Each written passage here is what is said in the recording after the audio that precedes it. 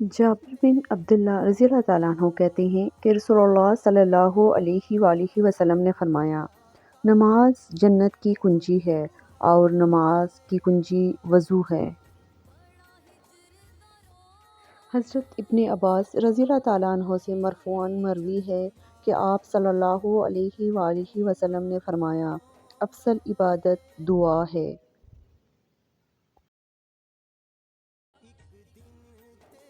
حضرت انس بن مالک رضی اللہ تعالیٰ عنہ کہتے ہیں کہ نبی کریم صلی اللہ علیہ وآلہ وسلم کو جب کوئی کام سخت تکلیف و پریشانی میں ڈال دیتا تو آپ یہ دعا پڑھتے، یا حیو یا قیوم برحمتک استغیث، اے زندہ اور ہمیشہ رہنے والے، تیری رحمت کے وسیلے سے تیری مدد چاہتا ہوں۔